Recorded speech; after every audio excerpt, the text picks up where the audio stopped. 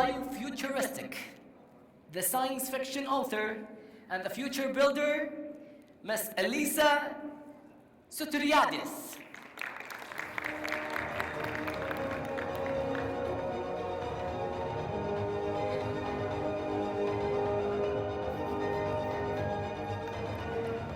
For the next 10 minutes, I would like you to not think of a blue camel.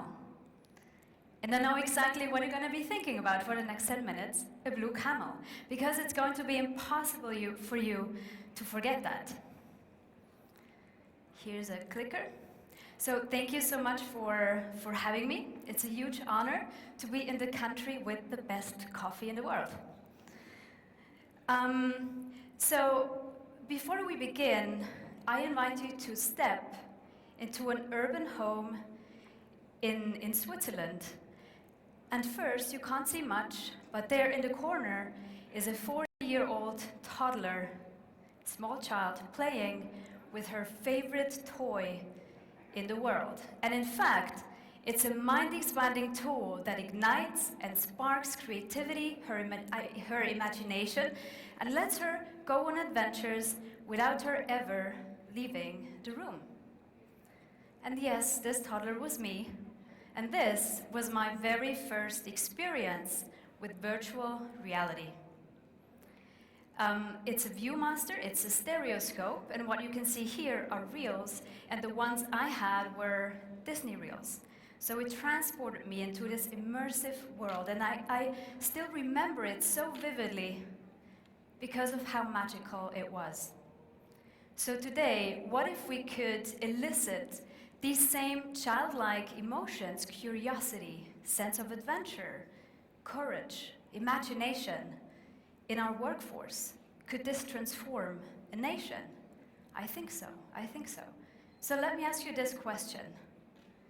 Will future technologies make us more human? Do you think yes or no? Exactly, yes. Thank you very much. That's all we had time for. No, of course not, of course not. So Vision 2030 is literally a visionary program, and I won't talk about it much because you all know so much more about it than I do. But let's just remember the reason we're here, because training, learning, development, management, technology is really a key pillar of powering Vision 2030. Vision 2030 relies on training, technology, and imagination. So the Human Development Program is really a key pillar. And NEOM is something that, and this is so cool, by the way. Hello, hello.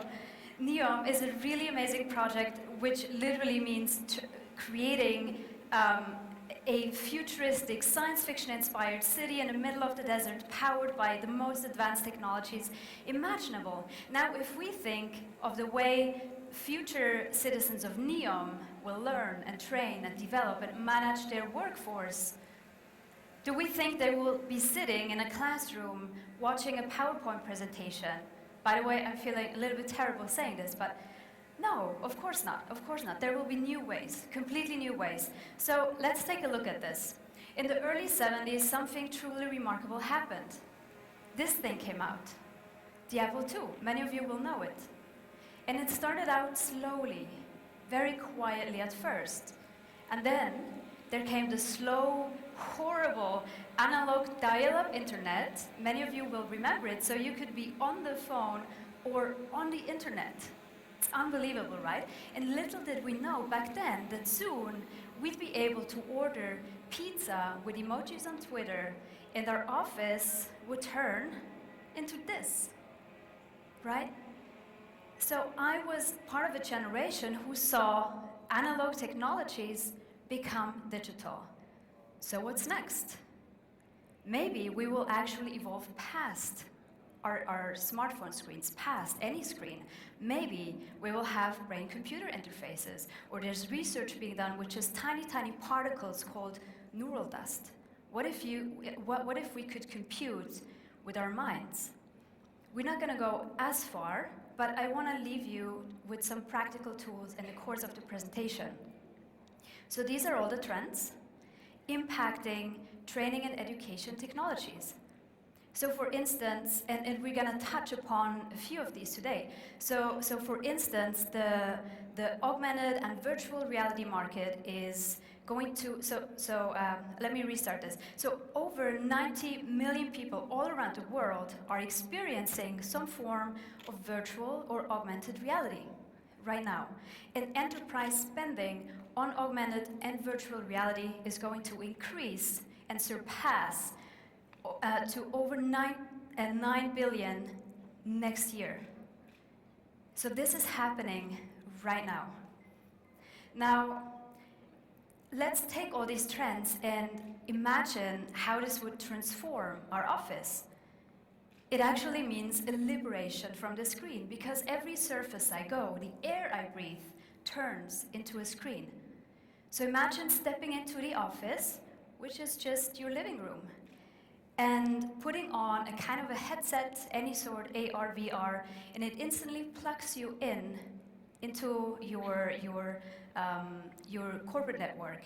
It instantly beams you next to your colleague. And this is really powerful stuff. Now, there's only one problem: technology adoption. Technology adoption accelerates the rate of transformation. And I hear this a lot. Sometimes you are reluctant to invest in new technologies, especially at a large scale, right? If you're running a company, it's not an easy decision, but it's an important decision. Now, technology adoption sometimes happens very slowly because of the Valley of Disillusionment and the Gartner hype cycle. If you don't know it, the Gartner hype cycle is a really valuable and useful tool to help you understand the maturation of emerging technologies. So you have a spark of innovation, and then a lot of hype and inflated expectations, and then you have a Valley of Disillusionment where not a lot seems to happen. But that's actually the moment to get on board, because what happens next is an inflection point, and you have this hockey stick-like growth that catapults you into the exponential sphere. There's two paths to transformation. One is the linear path, and the other is exponential. So let me demonstrate this. If I make 30 steps to my left, you know exactly where I'm going to end up, about 30 meters over there in the wall. If I, however, make 30 exponential steps, I may just as well end up here, but I will have gone around the world 26 times. And we have a really hard time of visualizing this because our thinking is linear, but all these technologies that we saw and heard about from the other speakers before, they are accelerating exponentially fast. That's why we need to get on board. If you just make small improvements, small adoptions, small innovations, you have a linear growth curve, right? But if you invest and you make the bold step and you invest in emerging technologies, you will end up in a whole different sphere. That's the exponential sphere. So this is a quote from Walt Disney: first think, then believe, then dream, and then dare, then do it. And we're at exactly the right moment, at exactly the right time to do so. Before I show you the actual tools you can use right now, actual technological tools, I want to share a mindset tool, because it's not just about technology. It's about making decisions, right? It's about working with people. Something I found truly inspiring for myself and empowering as a science fiction fan, but also as a scientist, as an engineer, as an investor, is moonshot thinking. This helps us swap our perspective from the 10% innovation to a transformation. Because is Vision 2030 about innovation? No. It's a transformation. It's very powerful. So moonshot thinking is born at the intersection between science fact and science fiction. So it's not pure speculation, it's really a powerful feedback loop. When I work with companies and help them innovate, something I hear a lot is transformation, that's so hard, so expensive, so risky, we don't want to do it, we're interested, but we don't really want to do it. And I say, no, it's not risky, it's not expensive, not as expensive. It's not as scary as you think it is. And here's why. 10% innovation, that's the risky part. Because if you're improving something 10%, it means you're doing the exact same thing as everyone else. 10% innovation means you're doing the exact same thing as everyone else. And here's the dangerous part. You are locking yourself into a smartness competition, a resource competition, and a productivity competition because everyone else has already spent so many resources trying to do and improve that exact same thing. So 10% improvement actually is 100 times harder if you think about that. Now, moonshots, transformation, disruptive innovation, tenfold improvement. That's a different ballgame. It's a blue ocean, surface of the moon, beautiful desolation. That's what Buzz Aldrin, the man who came after Neil Armstrong, called the surface of the moon. That's the space where you can create 100 times more value, but it's not 100 times harder. Moonshot thinking, that's the reason all the big companies, Nike, Boeing, Colgate, Fox Studios, are hiring science fiction writers to imagine their future. That's the reason the French army is hiring science fiction writers to imagine future possible threats. Same reason that China is betting big on science fiction to spur innovation. China is home of 80 million science fiction fans. What do you think this can do to a nation? Can it transform a nation? I think so. I think so. We all know this story, right? The first moon landing. And I'll keep this very brief because we all know it. In May 1961, JFK, the then US president, announced a new national agenda to land people on the moon and bring them back safely to Earth. 8 years later, in July 69, Neil Armstrong took the famous giant leap of mankind. We did it. Landed on the moon, 650 million people around the world watched the televised image and listened to his every word. But I want to look at what happened in the middle, because this involved 400 million people. This was the biggest engineering effort in the history of the country, and this was accomplished in just 8 years. Now, moonshot thinking is not some kind of a peculiar manifestation of the zeitgeist. It's actually not really a modern thing, even if it's like fancy, buzzwordy Silicon Valley speak, it's not. It's a very human quality. It's literally as ancient Egypt, where they imagined Ra carrying the sun across the sky in a mechanical boat. Now, thinking of space travel, does this seem very realistic? Maybe not. But then came the mechanical horse, a story in 1001 Night about a mechanical horse capable of space travel. Does this sound very realistic? Maybe not. But now, imagine this story. A gigantic moon cannon called Columbiad launches a 3-crew spacecraft in orbit from a launch site in Florida, where it lands on the moon and returns back safely to Earth via splashdown in the Pacific Ocean at a total estimated cost of today's equivalent of $2.1 billion. Does this sound like something that could actually happen? I think yes. The author, science fiction author, was Jules Verne, and this story was called From the Earth to the Moon. Now, if we re-examine the moonshot landing, this is what happened. A gigantic 3-stage Saturn V rocket, inspired in size and shape by the moon cannon I just mentioned, just so you can imagine, 111 meters high, the size of 36 stories high. It's like a small skyscraper, that thing. And this Saturn V rocket launches a 3-crew spacecraft into orbit, and it contains a command and service module called Columbia, some similarity again, landing it on the moon and bringing back the astronauts safely to Earth via splashdown in the Pacific Ocean at a total cost of $14.4 billion. Very, very similar story. Jules Verne was literally credited by magazines and magazines for inventing NASA, the whole of NASA, the whole space industry in the US. This is how powerful science fiction is. Now,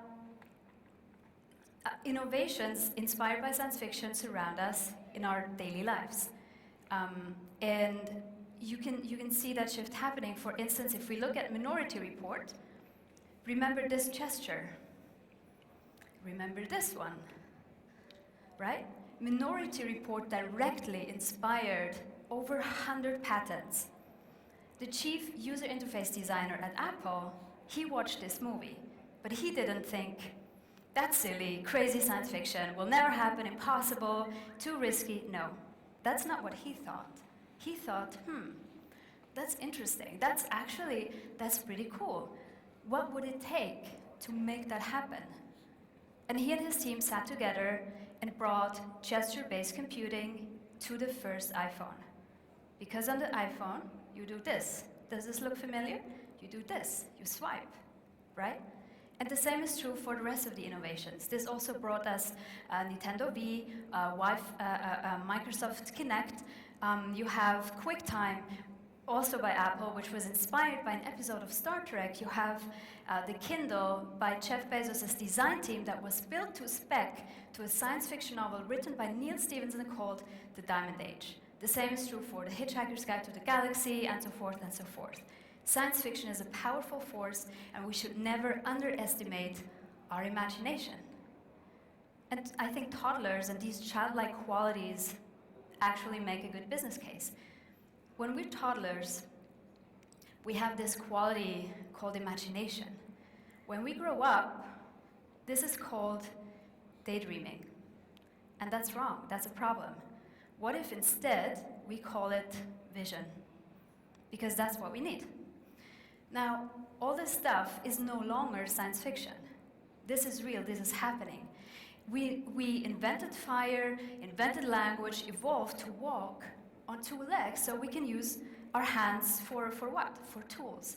Now these tools have become technology. In fact, they have become so intuitive, so embedded in us that I have never heard another millennial say, wait, my phone battery is dying. No, what we say is, I'm dying, right? Now, let me just see. Yes, so we need to shift our mindset. And something beautiful that this guy said, Buckminster Fuller, architect, inventor, some of you may have heard of him. It's if you want to teach someone, it's really not about going up to them and trying to actively teach them. What if instead you could give them tools that change the way they think, tools that trigger their imagination, sense of collaboration, sense of empathy? That's how powerful technology is. Now, what happens in that headset you just saw affects things in the real world. It affects our brain because it taps into the way our brains work naturally. This is a pilot program at a hospital in the US where soldiers who are injured from combat are undergoing a procedure and they're experiencing a VR headset for pain reduction. And what you can see here, the areas stimulated in yellow are the areas stimulated when there's a brain response. And with the VR headset, you can see this decrease. It can literally take pain away. Now imagine this. You can take your child by the hand and walk with them into a painting by Dali, maybe in the new Louvre in Abu Dhabi. Or during your lunch break, why not switch things up and experience a jump from the Burj Khalifa in VR? Feel the wind in your hair, then feel the parachute open and pull you back up.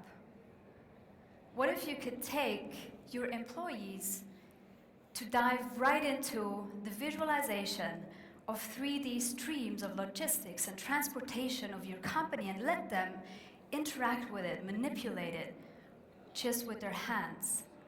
What if you could dive into Riyadh from above, and there in the outskirts of the city, perhaps, we might find a young boy, a young girl dreaming of becoming an astronaut. Today we have the tools to make their dreams come true. Today we have the tools to make the dreams of your learners come true. Now, who knows this feeling if you meet someone new and then you immediately forget their name? Raise your hand if this has happened to you. Everyone, right? Now, if this person had the same name as your name, or same name as your brother or your mother, do you think you would still forget that name? No, of course not, right? Because it has an emotional attachment. And if an experience, an impression, a signal gets an emotional label, it makes us retain this information. That's why blue camel is a powerful way to retain something much better. Because it can be any emotion. It triggers curiosity. Why is the camel blue? What is going on? How does it work? What happened? Why is it here? Or it triggers a danger response. Something is very wrong. What is going on with this? Or it triggers imagination. That's interesting. What could I do with a blue camel? That's how we retain things. And that's why, for instance, virtual reality is such a powerful tool. So Shell and in the oil and gas sectors, as some of you know, you have a highly skilled workforce, and it's really hard and really expensive to train them. So Shell thought, we have this huge cost, we need to transport expensive, precious equipment, hassle with insurance, we need to transport the workforce to do training. For it to be realistic, we have to expose them to dangers. Are we going to do that? No.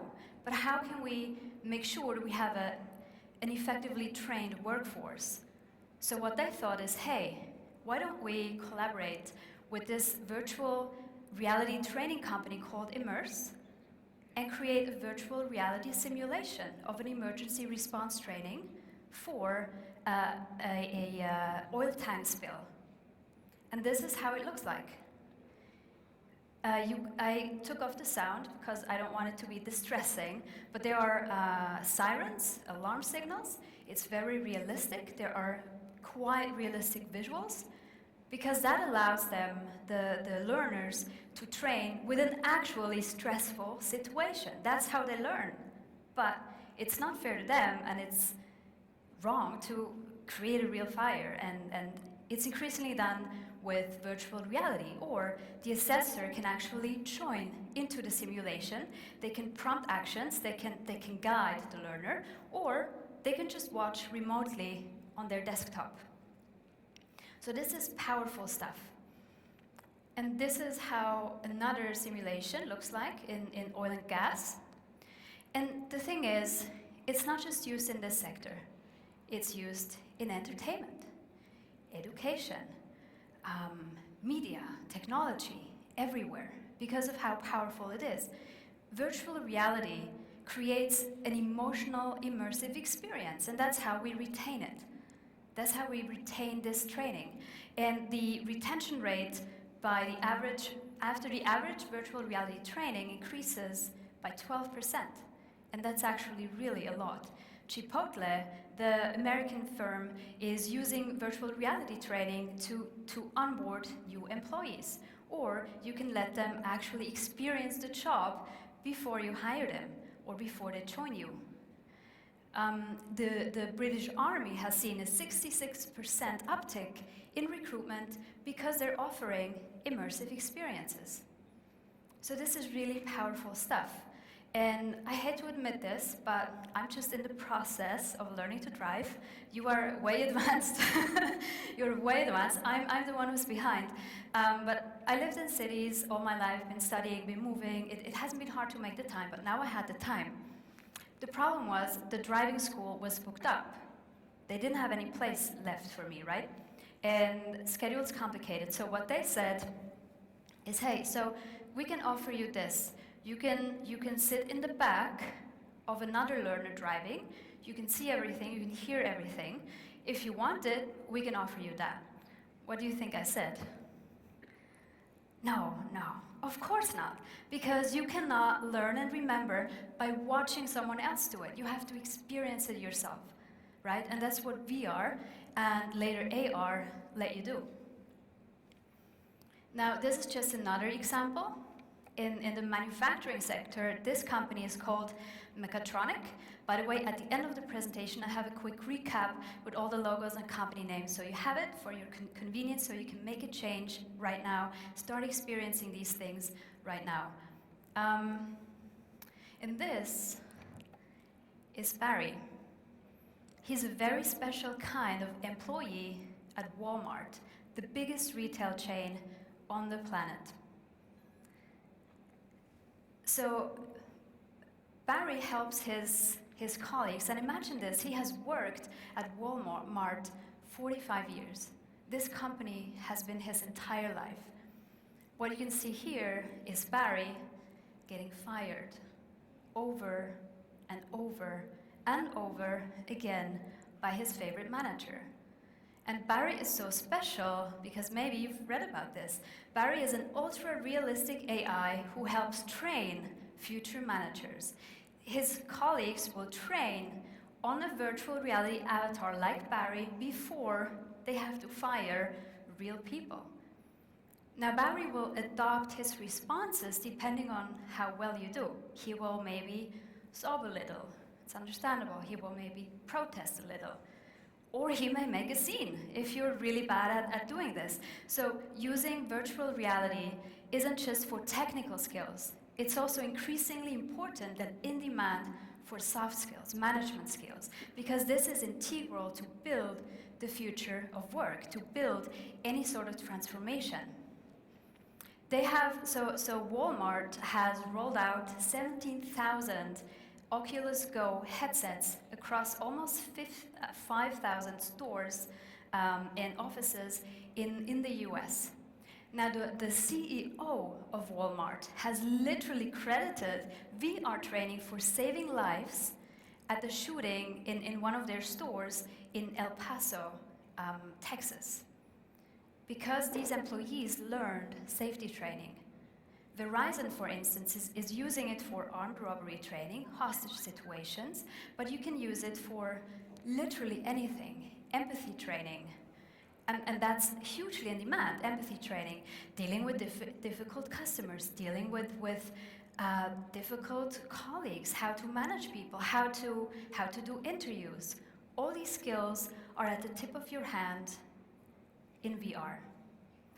Now, I want to talk about something a little bit different, and I'm assuming you have all seen this. This is Magic Leap. The good news is Magic Leap has entered the enterprise space. They haven't quite delivered yet in the consumer space. Headsets are expensive and so forth, but they have entered the consumer space. So they have a headset called the Magic Leap 1, where you can experience things in augmented reality. And I'm mentioning augmented reality because of Pokemon Go. I think it was banned, I'm not sure. I'm just mentioning it because Pokemon Go had a billion downloads. Now, just for a sense of scale, the head count of the entire world is 7.8 billion people at the moment. A billion downloads for Pokemon Go. And Pokemon Go players have collectively walked 6 million miles. So if you can gamify GPS, you can gamify exercise, fitness, gamify cooperation, and engaging with the world, it becomes really powerful. And I argue we should and we have to gamify education, training, management, the workforce. Now, this is an example called Euphoria Chalk. This will be just really quick because time is limited. What it does is, so augmented reality isn't a replacement of reality, right? It's an augmentation, it's an enhancement. So you have your normal vision, and through your headset, which can take many forms as we'll see after, you have additional information blended in. So Vuforia Chalk brings together a workforce. They can share their screen if they're stuck at a process with live view, because you can always access your best minds through the tool or through online technologies. The expert colleague can pause the live stream and draw like multi-step diagrams to guide them through, then resume the live stream. So it hugely decreases costs, need for travel, and gaps in knowledge sharing that can cost billions to productivity. This is another example. ThyssenKrupp is transforming the elevator industry by giving 24,000 of their service engineers augmented reality vision through headsets. They're using the Microsoft HoloLens. And what happens when the engineers get a service call, for instance, an elevator has broken down, an elevator has an issue, something is happening, it needs to be checked out. They can triage this request and already figure out a solution on the way there. Not only has this reduced the average service call for getting this elevator fixed by 4 times, so they've become 4 times as efficient, but they have also worked much more safe. And that's an important aspect. Now, companies like BMW, Ford, Volkswagen, they're not just using VR and AR to transform their sales experience. This is how they manufacture in the first place. This is really powerful stuff. This is another example. That's Heather Eriksson.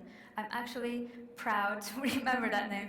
This is Heather, and she's working on the assembly floor of a company called AGCO, I think agricultural company. They make agricultural equipment like tractors. They're based in Atlanta, and this is Heather in Atlanta. She's using the Google Glass. That's another augmented reality tool.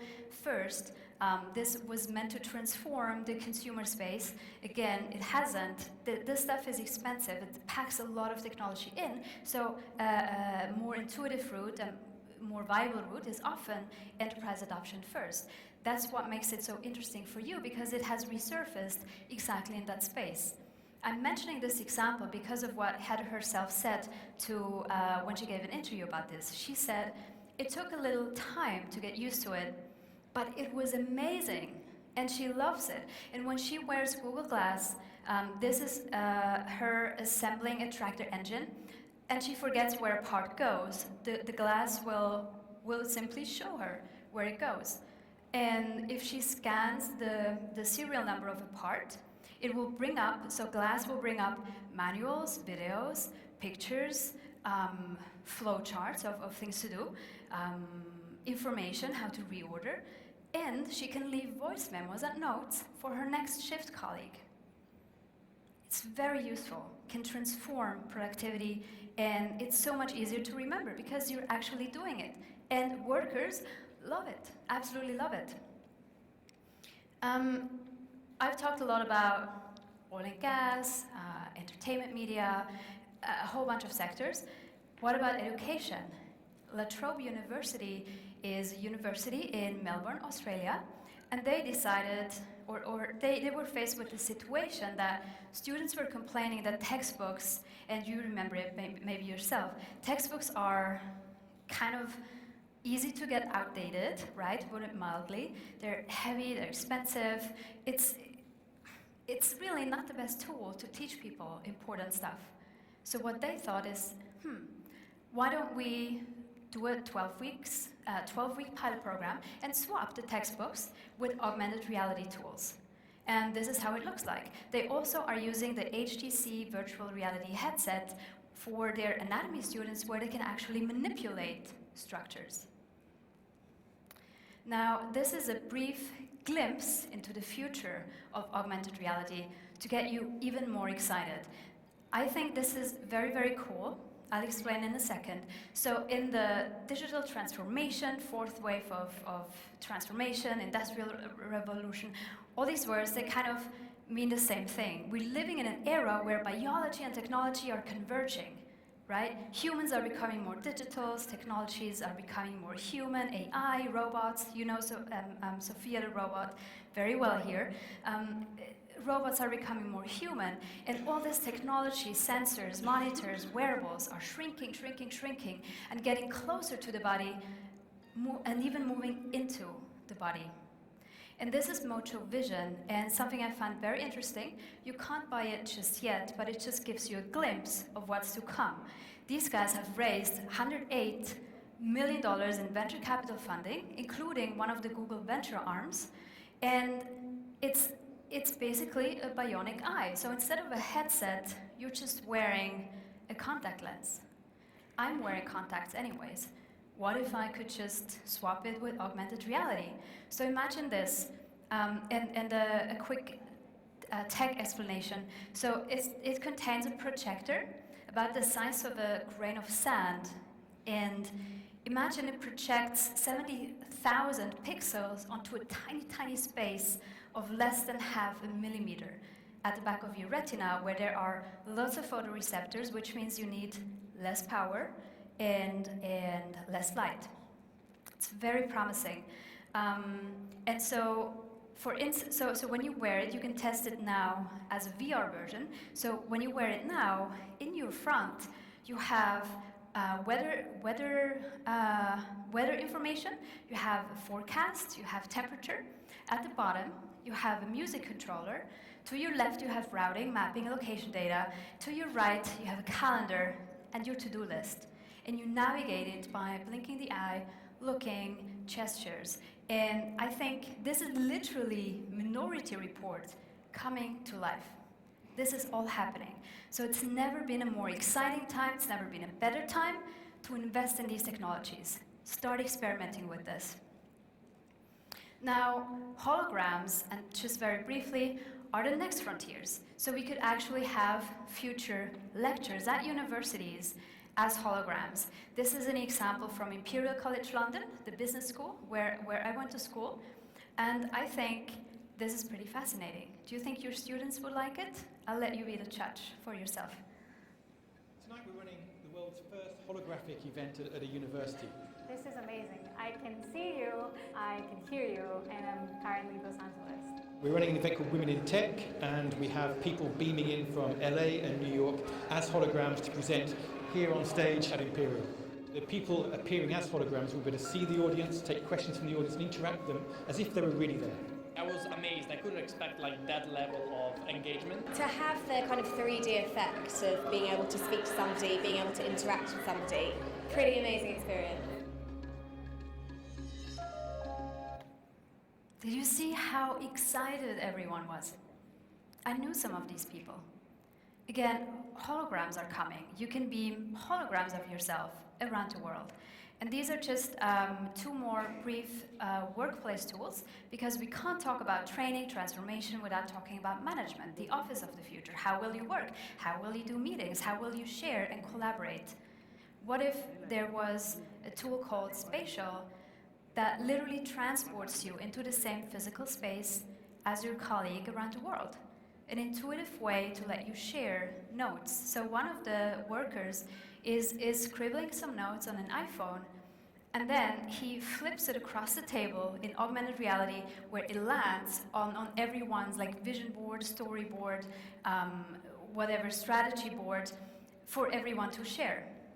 And because it's so intuitive, it's easier to express yourself, harness innovation, and manage knowledge much more effectively.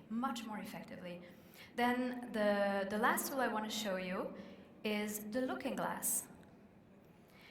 This is a holographic box. It contains 45 3D images of a static images, so it turns into 3D at 60 frames per second. It's really fast, it's really powerful. So you could actually have this tool for consultative sales, or a showroom, or marketing, or schools, or education. It becomes highly engaging because you can actually interact with it. So your creations come to life. Now, I mentioned briefly how all the technology surrounding us is becoming invisible. It's a trend called invisible computing. And as you know, I'm a cyborg. So I want to show you how I became a cyborg live on stage because my mission is to help others understand that we're not just here to experience, consume technologies and take the future that is issued to us. We're here as creators, builders, innovators, makers, as our own person who creates their own future. Technology is here to be experienced. Are you ready to watch this? Yes? Okay. Word of warning, if you're squeamish, please look away. Be warned, okay? Patrick Kramer of Diggy and Elsa Sotiriadis of Pioneers will be very brave now. So welcome on the stage, please, Patrick and Elsa, the brave volunteers. Welcome on stage and give me a high five as well. Thank you very much. And hello, Patrick.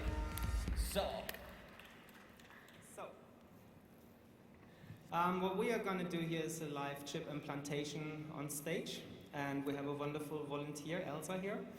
And I'm going to do the procedure now. And applaud for the brave A big volunteer. hand of applause for Elsa. Brave, actually, I think it's amazingly brave. And girl, that's amazing. And I think we're done. Elsa, you've just turned into a cyborg. Holy shit. Holy shit. I'm sorry for the cursing.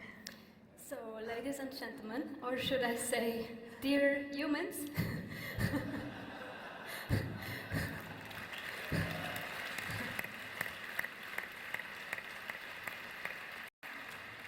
thank you for that. And I'll hold this a bit into the camera.